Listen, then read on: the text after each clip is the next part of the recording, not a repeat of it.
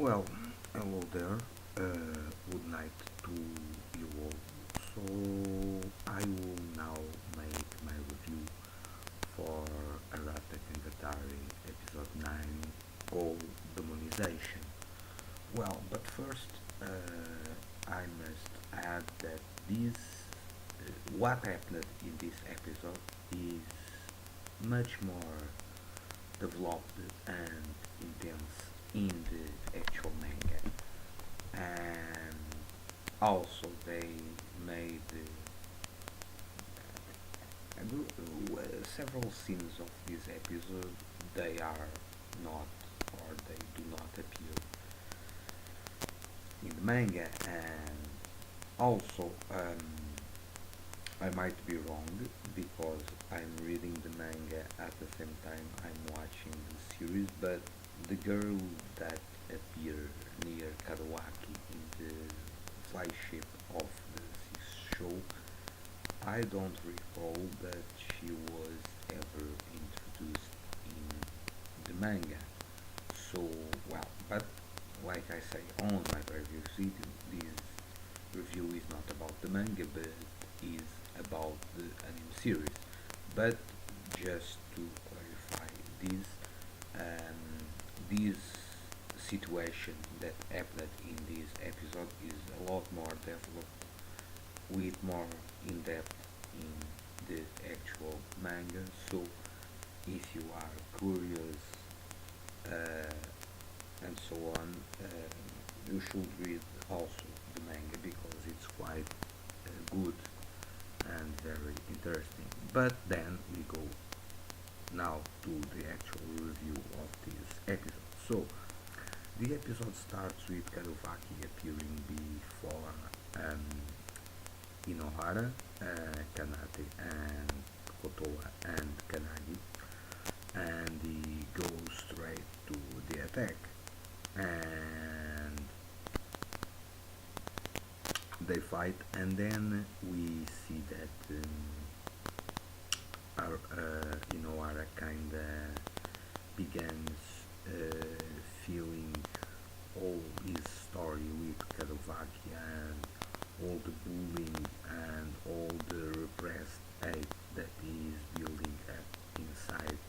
And eventually Tsukuyo kind of began a demonization process also, and then he kind of fires a black energy beam to Kadowaki that eventually is protected by the Orochi sword. And then he is stopped, Kadowaki is stopped by the sixth show that appeared, and they kind of say that to beat Arata down, they need to awaken completely Orochi, and they miscalculated the timing of the attack on Inohara. And well, then we see that Inohara is kind of shocked by the demonization, and also Kotoa is the one that she kind of goes to him and kind of embraces him, and in a way she forces him to end the process of demonization. Then he drops his Ayagami, and Kanagi eventually took it, and he flees. And then we see that Kanate kinda goes pursuing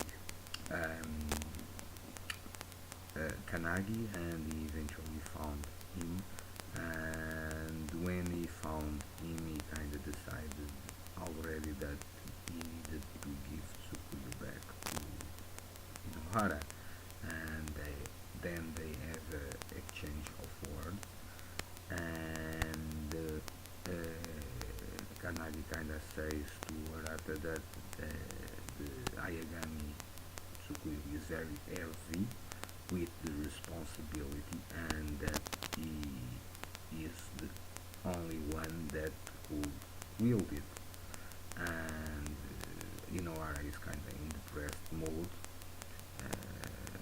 and then they go to check it's in that shack that Kotoa kinda understands that Inoara is not the Arata she knew, and then she kinda asks him about it, and he says that the Arata she knew is in his world and taking his place, and he did explain that he exchanged places with Arata in the Kanto forest right at the beginning, and he asks if that Kotoa forgives him, but he did not intend to deceive her. And then he kinda goes to the rain, and at the same time we see Kadowaki in the airship, and he kinda begins talking with the girl. But I guess that this girl will have powers similar to Kotoa, and will become helping hand in terms of helping Kadowaki recovering from his injuries that he will receive, or recovering his life energy and so on. And then we have some flashbacks, both from Inoara and Kadowaki about their past. And apparently Kadowaki mainly hates Inoara because he wanted a fair competition with him, and at some important moment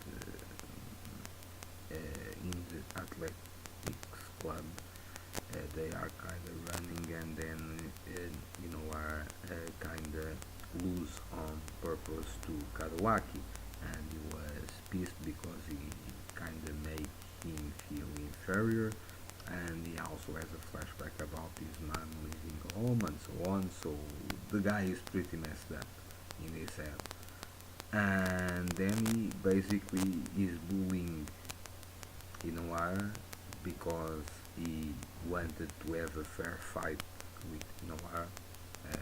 Okay, that's the reason.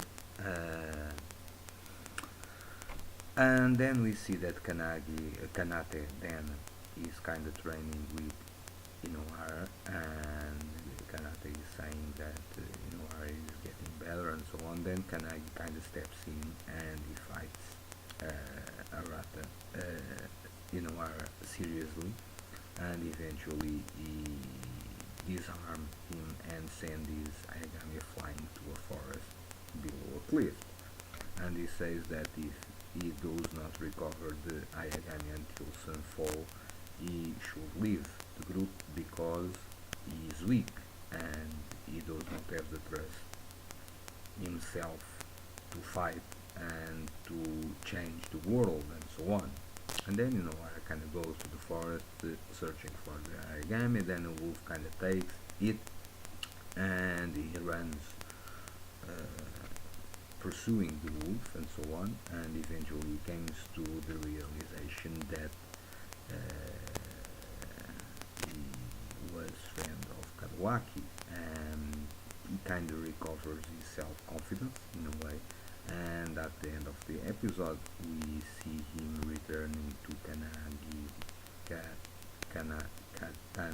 Kotoa and Kanate and Kanagi, and he kind of returns to the group, and he says that he will keep move forward, and that he will try to change Kadowaki hurt.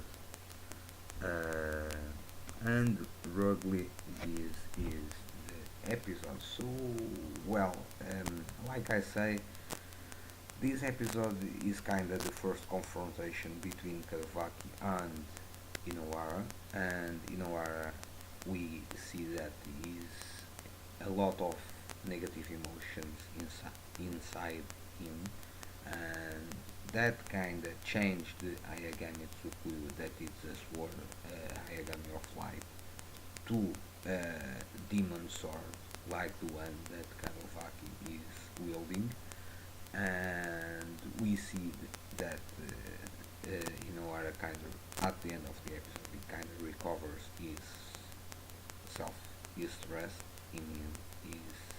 in himself, and he kind of decides to, in a way,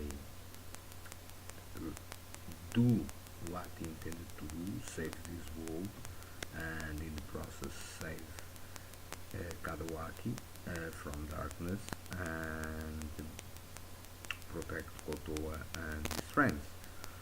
So basically, this is the main points of this episode. He fights with Kadowaki, he gets depressed mode, seriously. We have the finally Kotoa kind of acknowledges that Inohara is not the Arata she knew. And then we see that apparently Kanagi, in his own peculiar way, is kinda helping Inohara out to regain his trust in himself. And at the end of the episode, Inohara already recovered his trust, and apparently he will be ready to fight Kadowaki again and seek show and become the ruler of the world, I guess. So this was not much happened in this episode. It was essentially some character development and some explanations about the reasons that why Kadowaki hates Inohara, and that Inohara considers Kadowaki or considered Kadowaki his friend, and apparently Kadowaki also considered Inohara his friend, but because Inohara lose to Kadowaki on purpose, that was enough to switch him off. So that's mainly the points of this episode. So I do wonder what will happen after this.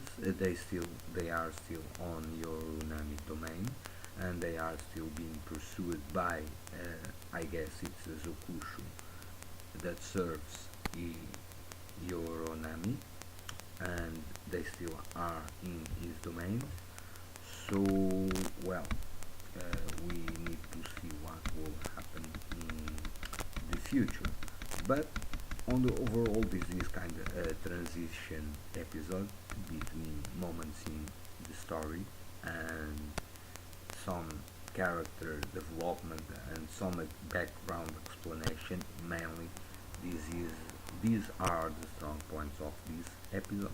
Besides the fact that at the end, again regains his trust in himself, and he will fight for it. So that's all. So this is my review for Arata Kangatari episode 9. Hope you enjoy, stay well, and peace.